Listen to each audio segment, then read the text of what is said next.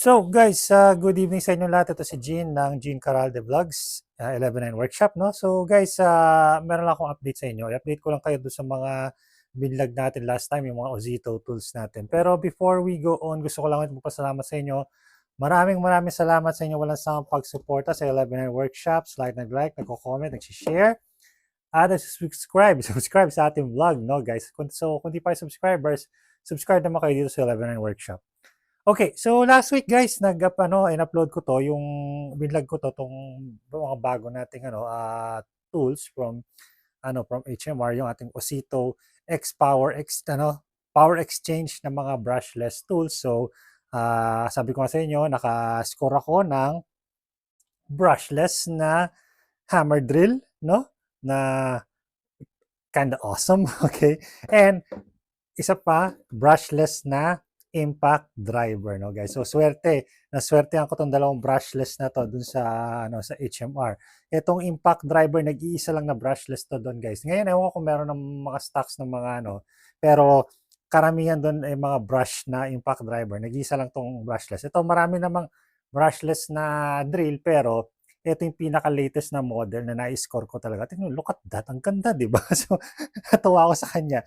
So, bigyan ko lang kayo ng short review nito mamaya. Pero, sabi ko sa inyo last time,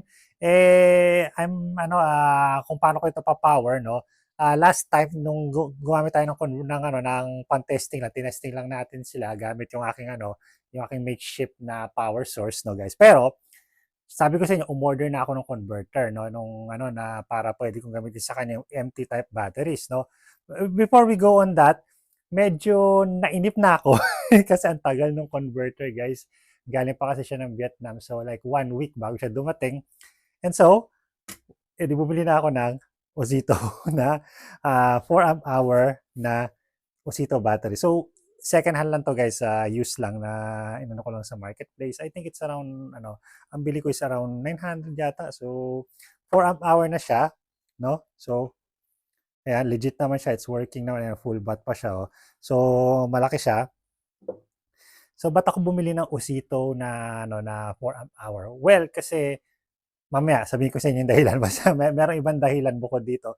Pero yun nga, nung makita ko siya, ang laki pala ng battery na Ozito, no? Kumpara mo dito sa Makita MT type, o parang ang haba niya, no guys. So, and I have a DeWalt here. Oh, mas mahaba rin sa DeWalt to. Ayan, no? So, mahaba siya yung battery na Ozito. Pero syempre, nung binili ko to, walang charger. So, pumunta ulit ako ng HMR and I acquired a charger. Ayan, binili ko charger. Ayan. So, this is around 500 pesos, 499, no? Ito yung fast charger niya. Meron pa yung maliliit na charger na nilalagay na sa ibabaw dito, compact charger. That's also around 500 din. So, ito na lang, di ba? So, mas okay naman to. Tapos, meron sila yung dalawahan na charger for 2 batteries. Pero, hindi ko pa alam kung kukuha ko ng isa pang Ozito battery, no guys. Pero yun nga, kung kumuha ko ng isa at kailangan ko pa ng isa pang charger, I might as well buy another one na ganito kasi mas gusto ko yung magkahiwalay. Para kung masira yung isa, hindi masisira yung buong charger mo, no? Yung isa mo lang ang kailangan palitan, no guys. So ito na yun. Let's see if it's gonna work. Slap lang natin. Easy. There you go. Okay. Yeah, working. So, dito naman sa impact driver natin. Yun. So, working parehas using this 4 amp hour battery. So, bakit ko to kinuha yung 4 amp hour battery? First of all, mura siya, no? It's only 900 kasi kung doon sa HMR ka bibili, 2 amp hour lang is 1.5 na. Brand new naman yun, pero hindi ko kailangan ng 2 amp hour. I need 4 amp hour kasi gusto kong i-testing to pag nag-acquire ako ng ibang Ozito cordless tools na mas malalakas. Like for example, yung kanilang cordless circular saw, no? Hindi siya efficient sa 2 amp hour. Kailangan doon ay 4 amp hour na battery. Now, pwede kong gamitan yun ng converter. However, pag ginamitan ko siya ng converter, ang converter kasi guys, papatok to sa ibabaw. So mas tataba yung battery. And baka hindi siya magkasya dun sa ilalim ng circular saw. Magagamit mo siya pero kailangan nakaangat ng konti yung katawan niya dun sa shoe, which is mababawasan yung kanyang cutting depth, di ba? Mababawasan yung lalim ng pwede mong maputol. So, I might as well get a 4 amp hour nito para sigurado na magagamit ko yung circular saw. Ganon din yung sander nila. Meron silang sander na gusto ko. Kaso nga, nag-aalangan ako kasi pag kinabit ako ng converter, baka hindi magkasya yung battery na 4 amp hour na Makita type, no? So, yan, kumuha na rin ako nito. Kanda, medyo mababaw yung dahilan ko, pero okay na rin, di ba guys? So, now, dumating na yung converter ito, and ito siya, I told you, gawa siya sa Vietnam, and it's 3D printed. So, ginawa lang to ng mga enterprising na mga tao sa Vietnam. But, look at this. That's really well made. Ang ganda ng pagkakagawa niya, guys. May pangalan pa talaga yung Ozito. Ito yung kukunik mo sa Ozito. At meron din siya sa ibalang Makita. So, yung battery dito Makita, empty type, lagay mo rito. Tapos meron pa siyang voltage reader, guys. Ang galing yun, no? So, ano ba, for example, ito, ikakabit ko siya dito. So, yan. So, saktong-sakto siya. And now, you can use your Makita or empty type batteries on your Ozito tool. So, ano ba ito? Empty type na battery. Galing, di ba? Tapos, ito pa. Oh, you can check. 20 volts. 20.1 volts pa yung natitira dito. So, full bat pa to bagong charge lang. Ang galing di. So, it's totally worth it, no? So, ang inano ko rito, binayad ko rito sa Shopee is 468 pesos. I-link ko, guys, sa description kung gusto niyo mag-avail. Meron din silang mga iba-ibang klaseng battery, no? Halimbawa, wala kang empty type, ang meron ka DeWalt, no? At gusto mo ikabay sa Ozito, meron din sila noon. Or meron kang Craftsman, gusto mo ilagay sa Ozito, meron din sila noon. Kumpleto sila. Guys, so ililink ko lang yung ilalagay ko sa description yung link, no guys. So now, I can use both of these. Yung isa converter, yung isa yung legit na battery ng Ozito. Okay. So, ayun na. Pwede ko na silang gamitin. And now, dahil meron na akong legit na Ozito battery, pwede na akong mag-avail ng ibang mga tools ng Ozito sa HMR. No? So, marami akong gustong ibaguhin doon. For example, ito yung aking trim router. Still working, okay pa naman, but I really don't like this. Okay, ayaw ko tong trim router na to na brandless na Makita clone, no, brushless na to, pero hindi ko talaga to gusto. So, ang pinaka-hit ko rito tong itong pinaka-base niya, no, ayaw ko yan. Ilang beses na ako nasiraan nito kasi laging nababasag yun dito. So, yung sa Ozito kasi na ganito, mas maganda yung kanyang base. So, that's an option na gusto ko.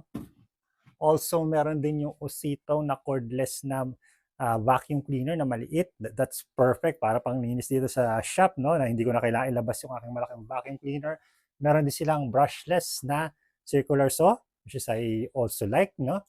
And it's kind of cheap din. Hindi pala. Ang cheap sa kanila yung brush. Yung brush na circular saw around 1,000 pesos lang. So, another option yun para sa akin. Meron din silang cordless jigs. So, maraming mga tools doon, no, guys. So, yeah, pwede na akong meron na akong option para mag-acquire ng mga ibang tools. Now, kumustahin natin tong mga na-testing ko na siya, guys, sa mga short review lang, guys. Pero it works really well. Ang ganda ng performance nito. Tuwan-tuwa ako sa kanya. Ang lakas ng power niya, no, guys. And nagbarena na ako sa kahoy, sa bakal, and sa concrete. Goes in no problem. Hindi ko na ito madalas gagamitin sa concrete. Gagamitin ko na to malamang sa kahoy lang. Kasi kung kailangan ko magbutas sa concrete, ito na yung ginagamit ko, yung SDS ko na yan, yung rotary hammer drill ko na Makita, one van, Makita clone, no, guys. Pero, for yung aking primary drill dito sa shop, ito na yung ginagamit ko ngayon. Hindi na yung DeWalt. Ito, yung DeWalt ko, nakita nyo na yan, yung classic kong DeWalt. Ayan, Ang bigat talaga kasi nito, guys. So, mabigat talaga to. Ito, magaan siya, no? And yung power niya, mas malakas dito kasi brushless to eh. So, mas malakas dito sa DeWalt. So, yun, wala akong reklamo sa performance niya. It's really good. Ang inaano ko lang sa kanya siguro, ang medyo may hindi naman siya problema pero medyo nawiwirduhan ako yung kanyang chuck kasi meron siyang parang locking na mechanism na minsan gumagalaggad siya. Pakinggan niyo to. Ayun oh, narinig niyo? Teka lang. Ayun oh, narinig niyo? 'Di ba? Gumagalaggad, 'di ba? Pero pag inano mo, sinagad mo yan sa dulo para ga-unlock siya. Ayan. So, pag binalik mo na siya ng forward, wala na yung sound. Tingnan niyo. Oh, oh, oh, tapos smooth na, 'di ba? Ayun oh, smooth oh, wala na yung sound. Hindi na gumagaladgad. Oh. Oh, 'di ba? So meron siyang weird na sound. I think yung kanyang locking mechanism 'yon. So for example, magla-lock natin 'to. Ayun. Oh, so pagtatanggalin mo naman siya. Oh. Ayun oh. Oh, 'di ba? So 'yun lang medyo annoying siya pero it doesn't change naman yung performance. Okay pa rin siyang gamitin. Straight pa rin yung kanyang straight pa yung kanyang pagbutas, no, guys. So 'yun. And yun na, wala akong may reklamo sa kanyang iba. Ito, hindi to. Ang siguro, ang ano ko lang sa kanya is wala siyang adjustable na na speed, no? O yung niya, yung trigger niya is adjustable naman. Ayun. Adjustable speed yung trigger niya. Pero maganda sana kung pwede ko siya i-adjust din yung mismo niya para constant yung kanyang speed, no? Para ano ba, yung sa mga precision na pag i-screw, di ba? But okay na yun sa akin. It's still usable, no? And it still works really well for me. So wala namang problema dyan. Okay? So ayan guys. So ayan yung ating mga Ozito tools. And abangan nyo guys, magdadagdag pa tayo ng mga ganyan in the coming weeks or months, no? So iyan natin, i-vlog natin. I-vlog ko lahat. I-bibigyan ko kayo ng mga reviews ng mga iba pang Ozito tools na ma-acquire natin. Okay? So yun lang guys. Thank you so much for watching and I'll see you guys again next time. This is Gene from 11-9 Workshop or Gene Caralde Vlogs pala. Adios!